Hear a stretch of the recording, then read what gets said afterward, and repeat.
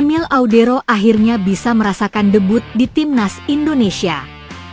Momen tersebut terjadi saat Timnas Indonesia bertanding melawan Cina pada lanjutan putaran ketiga kualifikasi Piala Dunia 2026 zona Asia. Emil tampil solid sebagai kiper dan sukses menjaga gawangnya bebas dari kebobolan dan membawa kemenangan 1-0 di laga tersebut. Kondisi ini membuat persaingan di sektor penjaga gawang semakin sengit karena sebelumnya ada Martin Paes yang jadi andalan. Selain itu ada Hernando Ari dan Nadeo Argawinata yang sempat mendapatkan tempat utama di timnas.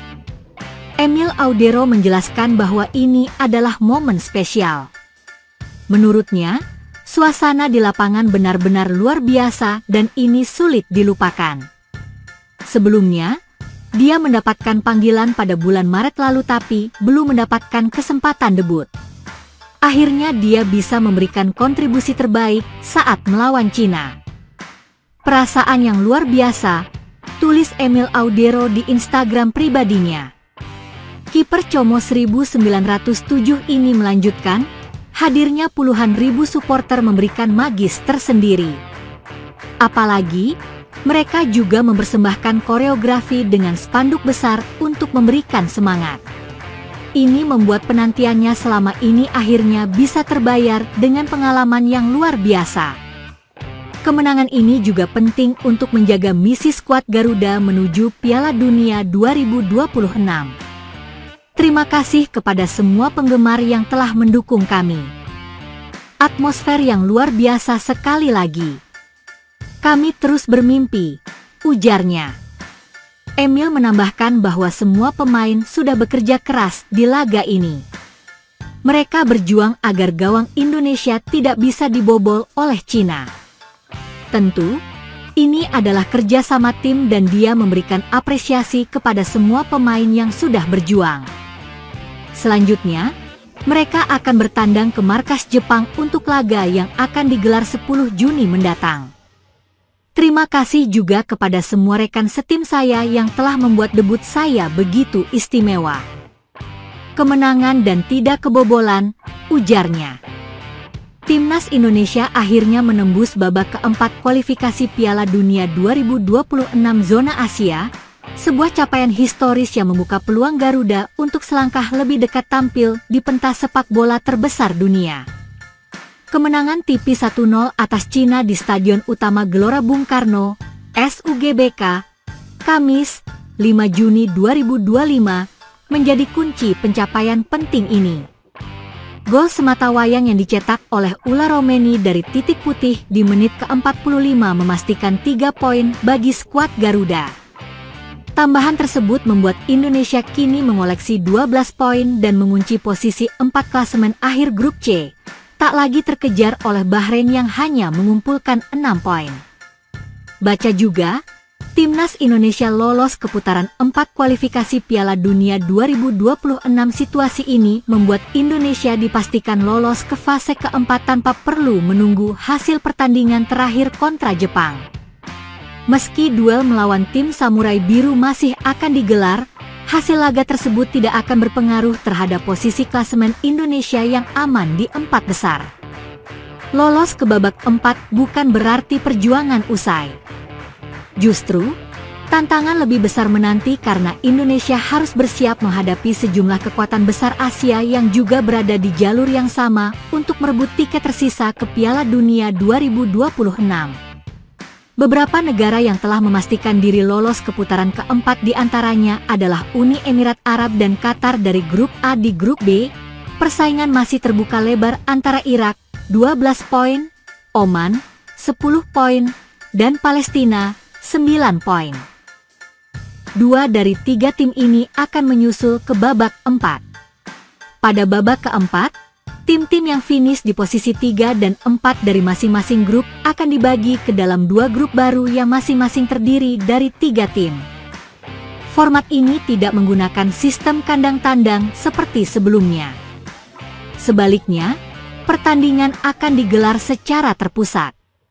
Federasi Sepak Bola Asia, AFC, dikabarkan telah menetapkan Qatar dan Arab Saudi sebagai tuan rumah untuk pertandingan putaran keempat ini, yang akan digelar pada 8, 11, dan 14 Oktober 2025. Nantinya, juara dari masing-masing grup langsung mengamankan tiket ke Piala Dunia 2026. Sementara tim peringkat 2 akan melanjutkan perjuangan melalui jalur playoff antar konfederasi. Adapun tim yang finish di posisi juru kunci akan tersingkir. Indonesia bersiap hadapi tekanan baru meski lawan-lawan di fase 4 belum sepenuhnya ditentukan. Timnas Indonesia dipastikan harus bertemu tim-tim tangguh dengan pengalaman dan kedalaman skuad yang mumpuni. Namun modal positif dari kemenangan atas Cina menjadi penanda bahwa Indonesia siap bertarung. Bagi skuad Garuda, perjalanan belum usai. Tiket ke Piala Dunia 2026 masih harus diperjuangkan. Tapi yang pasti, kemenangan atas Cina bukan hanya menambah poin di klasemen, tapi juga kepercayaan diri seluruh pemain dan pendukung Indonesia. Kini, saatnya menyambut tantangan berikutnya dengan kepala tegak dan semangat penuh. Timnas Indonesia membuat geger sepak bola Asia usai mengalahkan Cina di kualifikasi Piala Dunia 2026 zona Asia. Ricky Kambuaya kini curi perhatian setelah aksinya menghasilkan penalti untuk Timnas Indonesia. Media Cina, Sohu, meluapkan rasa sakit hati dengan tudingan keji terhadap Kambuaya dan wasit yang memimpin laga. Pemain Timnas Indonesia, Ricky Kambuaya, bermain di Stadion Utama Gelora Bung Karno, SUGBK, Jakarta, Kamis, 5 Juni 2025, malam WIB, Timnas Indonesia menang tipis 1-0 atas Cina. Gol sematawayang Garuda dicetak oleh Ula Romeni melalui titik putih setelah pelanggaran yang Zhexiang terhadap Ricky Kambuaya. Kemenangan penting ini memastikan langkah skuad Garuda ke putaran keempat kualifikasi Piala Dunia 2026. Namun, euforia ini tak dirasakan oleh publik sepak bola Cina. Media besar Sohu menuding keras bahwa Indonesia menang bukan karena permainan bersih, tetapi karena tipuan Kambuaya. Tendangan penalti itu memecah kebuntuan dan Indonesia unggul. Namun, banyak pula supporter meyakini tendangan penalti didapat dari situasi 50-50 dan disebabkan oleh keberpihakan wasit. Timnas Cina memang dikelabui hingga mendapatkan tendangan penalti, tetapi benarkah demikian? Tulis Sohu. Sohu bahkan menuding Ricky Kambuaya secara sengaja menjatuhkan diri alias melakukan diving demi mendapat penalti. Pemain Timnas Indonesia.